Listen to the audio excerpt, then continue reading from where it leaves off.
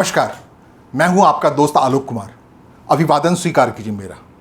बात बिहार की, बात बिहार में उभर रहे प्रशांत किशोर की। प्रशांत किशोर कुछ ज़्यादा ही आवेशित दिख रहे हैं। बिहार ने अब तक जितने मुख्यमंत्री देखे हैं, खास करके लालू प्रसाद यादव, उसके बाद राबड़ी देवी, उसके बाद नीतीश कुमार, उसके बाद जीतन राम मांझी, फिर नीतीश कुमार, इन पांचों की ही बात करें अगर 1990 से बिहार ने जितने लोगों को देखे हैं, उसमें से ऐसा आवेशित व्यक्ति कोई नहीं दिखा। हाँ, ये अलग बात है कि लालू प्रसाद यादव जो कुछ हंसोड़ अंदाज में बोलते थे, एक नए पैटर्न में बोलते थे जब मुख्यमंत्री थे। थोड़ा राबड़ी देवी थोड़ा एग्रेसिव दिखी, लेकिन राबड़ी देवी का कालखंड इतना कम रहा, या मुख्यमंत्री रहते हुए वो इतने कम प्रेस कॉन्फ्रेंस हैंडल की कि उसमें भी एक महिला की जो नज़ाकत होती है, जो एक गरिमापूर्ण अभिव्यक्ति होती है, वो काफ़ी हद तक राबड़ी देवी में दिखता रहा। नीतीश कुमार जरूर ही ललकारते हुए चले आए लालू प्रसाद यादव को और सत्ता में उन्होंने पा लिया, लेकिन उनकी ललकार में ऐसा कोई आवेश नहीं दिख रहा था जिसमें वो एक सिरे से वो सारे नेताओं को जो भाषा का इस्तेमाल कर रहे हैं प्रशांत किशोर, उस भाषा से अभिव्यक्ति देते रहे। लाठी मारोगे, तुम लाठी चढ़ाओगे, इतना दम है। शत्रुघ्न सिन्हा के फिल्मी डायलॉग को लोग याद करते थे। जले को आग कहते हैं, बुझे को राख कहते हैं, उस राख से जो चिंगारी निकलती है उसे विश्वनाथ कहते हैं। किसे याद नहीं है बिहार के सड़कों पर ये कम से कम 40 साल पहले, 50 साल पहले दिया गया डायलॉग है। और इसी डायलॉग के सहारे शत्रुघ्न सिन्हा शॉर्ट गन जिसे कहते हैं, वो पटना से सांसद तक लगातार। अलग बात है कि उनका ये अंदाज़ भारतीय जनता पार्टी में उन्हें समावेशित नहीं कर पाया। यही अंदाज़, जो आवेशित अंदाज़ है, उनको कभी भारतीय जनता पार्टी का चेहरा नहीं बना पाया, मुख्यमंत्री के रास्ते तक बाधक बना रहा। तो क्या प्रशांत किशोर इस आवेशित अंदाज़ को लेकर के मुख्यमंत्री तक के सफ़र को पूरा कर पाएंगे?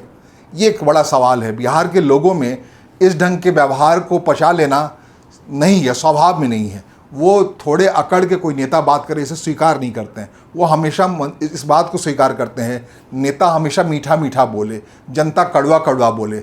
एक नीलकंठ की जो भावना होती है, सारे विष को जो अपने गले में पचा कर रख ले, गले को नीला रखे और व्यवहार में बिल्कुल कुशल हो, इस अंदाज का व्यक्तित्व चाहिए पॉलिटिशियन के तौर पे। कहते हैं, जैसे हम याद कर रहा था अभी, लालू प्रसाद यादव से पहले जगन्नाथ मिश्रा, उससे पहले थोड़े समय के लिए भागवत आज़ाद, जो कीर्ति आज़ाद के पिता थे, वो बिहार के मुख्यमंत्री बने थे राजीव गांधी के कालखंड में। उनका अंदाज थोड़ा आवेशित था, ज़्यादा ही आवेशित था। कहते हैं भागलपुर दंगा उन्होंने कांग्रेस की ललाट पर लगवा दिया उस आवेश के अंदाज में। उसका नतीजा कांग्रेस को अब तक भुगतना पड़ रहा है। बिहार की राजनीति उसके बाद से खड़ी ही नहीं हो पाई। लालू प्रसाद यादव की सत्ता में आने की एक बड़ी वजह वही रही, भागलपुर दंगा। या अब तक जो समाजवादी आंध्रा के लोग पॉलिटिक्स में बने हुए हैं, नीतीश कुमार हो, जीतन राम मांझी हो, या नीतीश कुमार हो, राबड़ी देवी हो, लालू यादव हो, ये जो पीछे 35 साल से जो बिहार की राजनीति पे कांग्रेस विलुप्त है, भारतीय जनता पार्टी चाह करके पूरी ताकत से नहीं आ पा रही, इसके पीछे कहीं ना कहीं भागलपुर दंगा है। वो भागवत आज़ाद के कालखंड में हुआ था। उनका भी अंदाज यही आवेशित अंदाज था, बिल्कुल सब कुछ बदल देंगे, सारे माफियाओं को ख़त्म कर देंगे, बिहार को एकदम साफ सुथरा कर देंगे। उन्होंने एक साथ कई माफियाओं से लड़ा। उनका व्यवहार जो रहता था लोगों के बीच में भी इसी आवेशित अंदाज में रहता था। कुछ वही आवेशित अंदाज प्रशांत किशोर में दिखने को मिल रहा है, और इस अंदाज को बदले बिना वो मुख्यमंत्री की कुर्सी तक पहुंच पाएंगे, इसको लेकर कई शका और शुभा है, शंकाएं हैं। क्योंकि पॉलिटिशियन के तौर पर जैसा कहा कि पॉलिटिशियन में वो अंदाज होता है कि लोगों की सुनता है, विनम्र भाव रखता है, और इसलिए पॉलिटिशियन को, नेता को लोग थोड़ा सा नीचे नज़र से भी देखते हैं।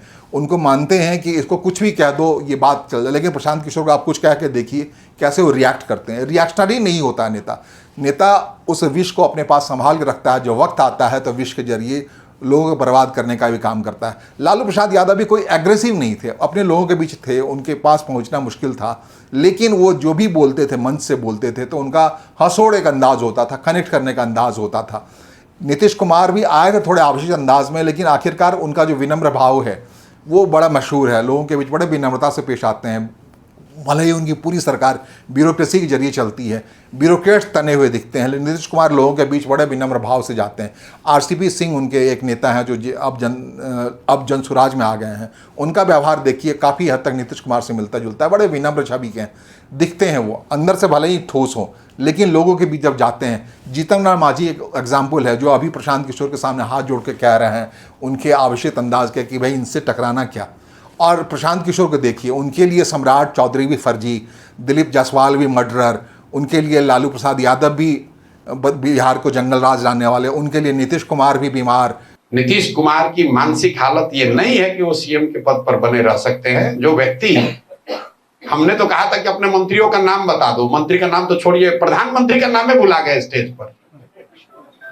और इसके बावजूद अगर आप लोग को ये नहीं दिख रहा है, आप शैया पर पड़े हुए, जिनको समझ नहीं आ रहा है, लोग शराब पी रहे हैं, अब लोग मस्त हैं, राजा मस्त है कि शराबबंदी लागू है, इस ढंग के आरोप लगातार लगा रहे हैं। किसी मन से किसी को छोड़ भी नहीं रहे।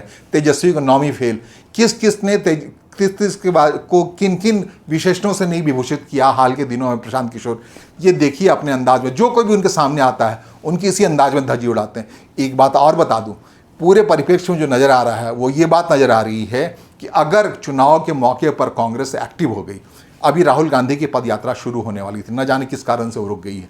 अगर पदयात्रा पर राहुल गांधी निकल गए पूरे बिहार के, जो कांग्रेस का सोया हुआ वोट बैंक है, जो बिल्कुल सोया हुआ वापस कांग्रेस से अगर कनेक्ट कर लेता है, तो प्रशांत किशोर को लेने की देनी पड़ जाएंगी। पूरी तैयारी उनकी इसी आधार पर रहे, जो कांग्रेस पार्टी के सोए हुए वो लोग हैं वो उनके साथ आ जुड़े, उनके वोटर के तौर पर आ जुड़े।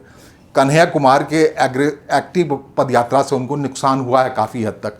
अगर राजेश राम वहाँ कायदे से खड़े हो लेते हैं तो बड़ा भारी नुकसान होने वाला है प्रशांत किशोर को। अभी भी मैं कह रहा हूँ, ये मेरा अपना व्यक्तिगत विश्लेषण है कि कांग्रेस पार्टी का खड़ा नहीं हो पाना, सो जाना लंबे समय तक, या भारतीय जनता पार्टी का अब तक स्टैंड लेने में देर करना ही प्रशांत किशोर को माइलेज दी है लगातार। अभी बता दूं कि भारतीय जनता पार्टी बिहार में इसी अंदाज में सोई हुई है जिस अंदाज में वो दिल्ली में सोई पड़ी थी। और 2013 की बात है कि अरविंद केजरीवाल जग के आया, सारे Bharatiya Janata party vote bank को हड़पते हुए ले आए, एक एग्रेशन अंदाज लगाया। भारतीय जनता पार्टी जगी नहीं, समय पर खड़ी नहीं हुई। उन्होंने शीला दीक्षित को चुनाव में हराया और 15 साल का शासन जो भारत कांग्रेस का था उसे एक झटके में ख़त्म कर दिया। ये बात अलग है कि कांग्रेस के साथ ही उनको पहले मिली जुली सरकार बनानी पड़ी। 28 विधायक 70 विधानसभा में जीत के चले आए थे अरविंद केजरीवाल। हालांकि उस समय भारतीय जनता पार्टी सबसे बड़ी पार्टी थी विधानसभा में, 33 विधायक जीत के चले आए थे। लेकिन भारतीय जनता पार्टी ने के पास ऐसा कोई ऑप्शन नहीं बचा कि वो सरकार बना पाए। हाँ, का ऑप्शन बचा था आम आदमी पार्टी के लिए अरविंद केजरीवाल की, जो लगातार कांग्रेस को गालियां दे रहे थे, वो कांग्रेस के समर्थन से सरकार बना गए। तो सारा स्पेस उन्होंने भारतीय जनता पार्टी का वहाँ हड़पा।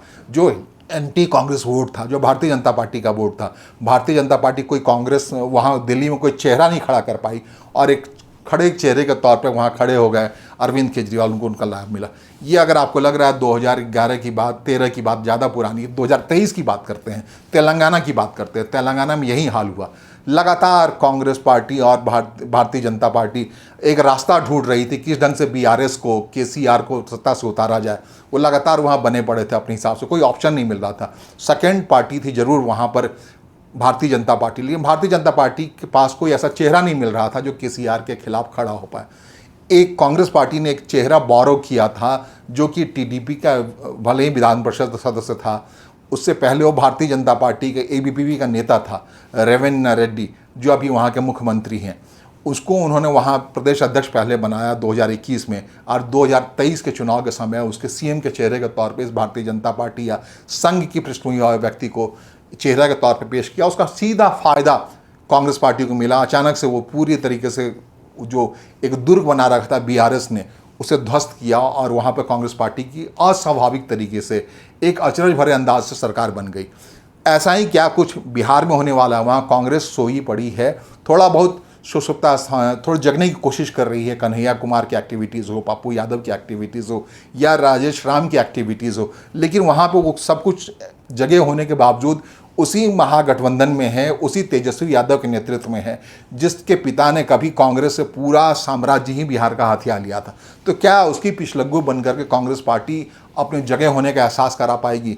अगर राहुल गांधी अपनी पदयात्रा पर निकल जाते हैं तो बहुत कुछ मुमकिन है। एक बड़ा शेयर लेते हैं, 70-80 सीटों पर बिहार में लड़ते हैं, तो ये मुमकिन है कि प्रशांत किशोर का जो खड़ा किया साम्राज्य है वो ध्वस्त हो जाएगा। दूसरी बात, जो प्रशांत किशोर को सबसे बड़ा माइलेज मिल रहा है बिहार में, पिछले एपिसोड में भी मैंने कहा कि वो भारतीय जनता पार्टी का सोया रहना उनको सबसे बड़ा माइलेज दे रहा है। भारतीय जनता पार्टी की ओर से कोई बड़ा चेहरा वहाँ सामने नहीं किया जाना उनको एक माइलेज दे रहा है। ठीक उसी अंदाज में माइलेज दे रहा है जैसे दिल्ली में अरविंद केजरीवाल को दे गया। ठीक उसी अंदाज में माइलेज दे रहा है जिस ढंग से तेलंगाना में रेवन्ना रेड्डी को कांग्रेस ने सामने ला कर दिया कि भारतीय जनता पार्टी अपना चेहरा नहीं दे पाई, कोई प्रखर चेहरा नहीं दे पाई। वहाँ अल्टीमेटली नुकसान हुआ, कांग्रेस को फ़ायदा हुआ, आम आदमी पार्टी को फ़ायदा हुआ। आम आदमी को जो फ़ायदा हुआ आम आदमी पार्टी को 2013 में दिल्ली में, उसको हटाते हटाते भारतीय जनता पार्टी को इतना पसीना बढ़ाना पड़ा, तकरीबन 11 सालों के बाद वो भारतीय जनता पार्टी वहाँ से आम आदमी पार्टी को हटा पाई, वो भी कांग्रेस से मिल करके। एक तरीके से दोनों राष्ट्रीय छवि की पार्टी है, अगर दोनों खड़े होते हैं तभी बात बनती। अगर कांग्रेस वोट नहीं काटती दिल्ली में आम आदमी पार्टी का, तो भारतीय जनता पार्टी सरकार नहीं बनती, उसके 48 विधायक नहीं जीत के आते, सिमट के 22 सीटों पर नहीं रह जाती आम आदमी पार्टी। आप पूरी विश्लेषण को देखें, भारतीय जनता पार्टी का हार निश्चित था इस बार भी। अगर अलायंस होता एनडीए गठबंधन का, आम आदमी पार्टी और कांग्रेस पार्टी साथ होती, तो आम आदमी पार्टी पूरे तौर पर, विशुद्ध तौर पर 45 सीटों पर जीतती हुई दिख रही है। वोट कटुआ के रोल में वहाँ कांग्रेस पार्टी रही और कांग्रेस पार्टी वोट काट करके बीजेपी के जीत का कारण बनी।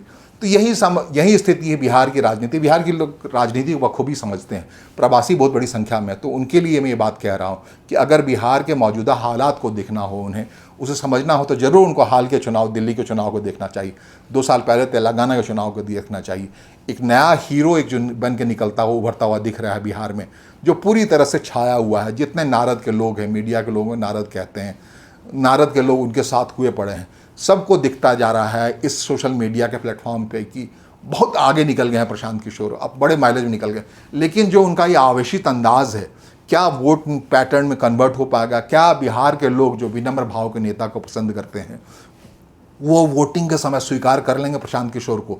क्या प्रशांत किशोर को इसका नुकसान नहीं होगा? अलग अलग वोटों पोलिंग बूथ्स पर जो लाठी लेके खड़े होते हैं जातिवादी लोग, वो कभी भारतीय जनता पार्टी के लिए खड़े होते हैं, कभी आरजेडी के लिए खड़े होते हैं, कभी नीतीश कुमार के लिए खड़े होते हैं। क्या उनका लाठी का जो तेल है वो सूख जाएगा उस दिन, वोटिंग के दिन, इस आवेशित अंदाज वाले नेता को देख करके? या कोई रिएक्शन बड़ा होगा जो प्रशांत किशोर को लेनी की देनी पड़ जाएगी? कहते हैं इस बार प्रशांत किशोर या तो बहुत बड़े संख्या में जीत के आने वाले हैं, उनकी अनुमान लगाना बड़ा मुश्किल, 243 सीटों का बिहार विधानसभा है, उसमें 100-150 सीटें ले आएंगे, ये एक अंदाज लोग लगा रहे हैं, या फिर सिमट जाएंगे 30-40 के वोट पर। ये बात अलग है कि लगातार मेहनत से प्रशांत किशोर ने एक बेस बनाया है, लेकिन ये बेस जो है सवर्णों के बीच का एक बड़ा बेस है, जिसको हमेशा से उलट करके भारतीय जनता पार्टी के पास आ गया था। भारतीय जनता पार्टी सोई हुई है, तो उनको एक ऑप्शन दिख रहा है वहाँ पर कि वो प्रशांत किशोर के साथ लगे पड़े हैं। बाकी जातियों में, कांग्रेस में, अगर कांग्रेस का जो मुस्लिम वोट है वो काफ़ी हद तक प्रशांत किशोर के पास गया है, अगर उठ के खड़े हो जाते हैं ओबीसी फिर से मैदान में, तो क्या वो वोट जो मुस्लिम वोट है, जो सपना दिखाते हैं जिस अंदाज में ओबीसी अपने उस मुस्लिमों को, उस सपने में नहीं बंधाएगा, टूटेगा नहीं, तो बिहार का असली खेल होना बाकी है। अभी भले ही प्रशांत किशोर बहुत आगे दिख रहे हैं, जैसे ही वो अपने कैंडिडेट का ऐलान करेंगे, प्रत्याशियों का ऐलान करेंगे, तब जो ममरिंग होंगी, तब ये जब पता लगेगा प्रशांत किशोर एक समझदार व्यक्ति के तौर पर अलग अलग पार्टियों से आए लोग को टिकट दे रहे हैं, जो जिताऊ उम्मीदवार को टिकट दे रहे हैं।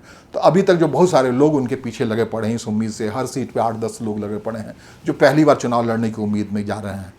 तो जब उनकी निराशा लगेगी, तो क्या यही रिदम, यही कैंपेन का अंदाज बना रहेगा जो अभी दिख रहा है? और बहुत सारा ज़्यादा वक्त नहीं है, अगले 50 दिन में तय हो जाना है कि बिहार में क्या होना है। प्रशांत किशोर जहां अभी खड़े हैं सोशल मीडिया के हवाले से, बिल्कुल विशुद्ध तौर पे सबसे आगे खड़े हैं, उस काफ़ी पीछे, काफ़ी कुछ जो उनके एजेंडे हैं, घोषित एजेंडे, उनको नीतीश कुमार चीफ मिनिस्टर के तौर पे भले ही लगातार घोषित किए जा रहे हैं, लेकिन वो हनक नहीं पा रहे हैं। एक उम्र उनके साथ बाधक है। जेडीयू के साथ भी समस्या है कि वो जो सेकेंड लाइनअप है, जो बार बार लोग कह रहे हैं निशांत कुमार को, नीतीश कुमार को आगे कर देना चाहिए, वो जो नहीं कर रहे हैं, उसमें जो देर कर रहे हैं, उससे उनको दिक्कत लग रही है कि ऐसा करते ही भारतीय जनता पार्टी उसे नाराज़ न हो जाए, उनका सहयोगी नाराज़ न हो जाए, उनका जो एक अवसर मिल रहा है एनडीए का चेहरा बनने का, वो न छिन जाए। इसी ढंग से चिराग पासवान तो बुझे हुए दीप लग ही रहे हैं। 2020 का उन्होंने अपना हश्र देखा है। कह रहे हैं नीतीश कुमार ने हाल के दिनों में जिस ढंग से उछल रहे चिराग पासवान केंद्रीय मंत्री बिहार के राजनीति में, तो केंद्र में कहा है, भारतीय जनता पार्टी को कहा है, इनको जरा संभालिए, फिर से दोबारा नुकसान न कर जाए। तो ये सारी बातें हो रही हैं, ममरिंग हो रही है। इसके बीच में प्रशांत किशोर क्या सच में चुनाव के दिन तक इसी छवि में आगे बढ़त बनाए रखेंगे, इसको लेके कभी कई आशंकाएं, शंकाएं हैं। लेकिन जैसा कि हम भी मानते हैं, आप सभी मानते हैं कि किसी भी मसले का दोहराव नहीं होता, इतिहास पूरी तरह से खुद को नहीं दोहराता है। ये जरूरी नहीं है कि दिल्ली में जो कुछ हुआ, अरविंद केजरीवाल जीत के चले आए, वैसा ही बिहार में भी हो जाएगा प्रशांत किशोर के साथ। वो अक्षुण्ण रूप से आज जीते चले आएंगे। जो तेलंगाना में अचानक से कांग्रेस पार्टी ने पूरा पासा पलट दिया रेवन्ना रेड्डी को सामने करके, और वो पूरी तरह से जीत के चले आए, वैसा ही बिहार में होगा। ऐसा रिपीटेशन नहीं होता किसी मसले का, हर का अपना एक कैरेक्टर होता है। हाँ, लेकिन बिहार के लोगों में एक कैरेक्टर जरूर है कि ज़्यादा अहंकारी लोगों को पसंद नहीं करते। इस लिहाज से प्रशांत किशोर के लिए ज़रूरी है कि पब्लिक के बीच में उस आवेशित अंदाज में नहीं जाए, भले ही कागज़ पे वो दिखे उनका आवेशित अंदाज कैंडिडेट तय करने में, कोई गठबंधन बनाने में, लेकिन पब्लिक फोरम पे जो लगातार वो दिखते हैं चीखते चिल्लाते हुए, बार बार लगता है उनका कलेजा बाहर निकला जा रहा है, जिस ढंग से अटैक करते हैं, जिस भाषा का इस्तेमाल करते हैं, उस भाषा पर थोड़ा नियंत्रण लाना पड़ेगा, उनको अपनी विनम्र छवि पेश करनी पड़ेगी, तब ये इस रेस में आगे बढ़ पाएंगे। कहते हैं कि आवेशित व्यक्ति क्षणिक होता है, दरअसल ह्यूमन कैरेक्टर है विनम्र शांत स्वभाव का, उस कैरेक्टर को बनाए रखने वाला व्यक्ति ही एक आदर्श छवि पेश कर पाता है। नमस्कार, धन्यवाद।